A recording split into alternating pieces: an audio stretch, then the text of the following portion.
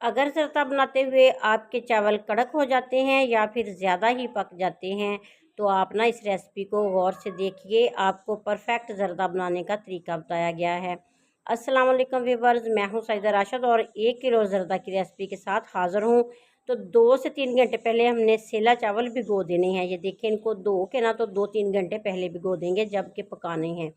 फिर हमने खुले पैन में ना खुला सा ही पानी लेना है। बड़े पैन में पानी ज़्यादा डालेंगे ताकि ना हमारे चावल अच्छे तरीके से बॉयल हो सकें। और इसमें हमने फूड कलर डाल देना है 1 चम्मच के बराबर। तो इसको जब बॉयल आएगा ना पानी को, तो इसमें हमने धुले हुए चावल डाल देंगे। ढक्कन लगाएंगे, बॉयल आ गया, इसमें धुले हुए चावल डाल देंगे और हमने चावलों को 98% तक बॉयल करना है। ये वाले चावल जो है ना, अगर फुल भी पक जाएं फिर भी ख़राब नहीं होते।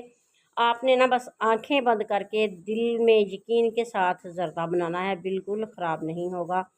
तो हमने 98% तक चावल को बॉयल कर लिया और इसके बाद हमने ना इसको चेक किया। तो अभी 2 मिनट और के बाद ना फिर हम इसको चेक करेंगे तो ये पक चुके हैं जितने के हमें चाहिए थे। अब हम इसको स्टेनर से स्टेन करेंगे। तो चावलों में हमने ठंडा पानी नहीं डालना, इसी तरह हमने इनको एक साइड पे रख देना है। और मज़े की बात ये कि आज हम चाशनी के बगैर ही चावल बनाएंगे। हमने एक छोटी प्याली घी को गर्म किया, इसमें 4 से 5 इलायची डाल दी। जब इनकी खुशबू निकल आएगी ना, फिर इसमें कुछ ड्राई फ्रूट डालेंगे जैसे कि कोकोनट और किशमिश वगैरह या फिर छुहारे इसमें डाल के ना इनको कड़करा लेंगे। फिर ठंडा कर लेंगे। जब ठंडा हो जाए फिर इसमें हमने चावलों की तय एक लगा देनी है और इसके साथ ही हमने इसमें चीनी शामिल करनी है। फिर हमने चावलों की तय लगानी है। तो अब हम सारे ही चावल डाल देंगे और बाकी बची हुई चीनी भी इनके ऊपर डाल देंगे। तो 1 किलो चावल और 3 पाव चीनी है। अगर आप ज़्यादा ही मीठा खाना पसंद करते हैं तो जितने चावल है ना उतनी चीनी ले लीजिएगा।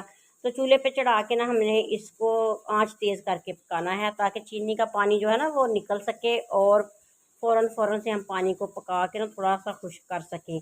क्योंकि जब चीनी ने पानी छोड़ना तो चीनी के अंदर काफ़ी सारा पानी होता है तो वो निकल आता है। तो जब ये थोड़ा खुश्क हो जाएगा, थोड़ा सा रह जाएगा ना, फिर हम इसको दम लगा देंगे तकरीबन 15 से 20 मिनट का। और 15-20 मिनट के बाद हमने देखा तो माशाल्लाह से हमारे चावल पक चुके हैं। तो इनको ना डिश आउट कर लेंगे इस तरीके से। अगर आपको ज़रदे की ये परफेक्ट और आसान सी रेसिपी अच्छी लगी तो अपने प्यारा सा कमेंट ज़रूर करना है।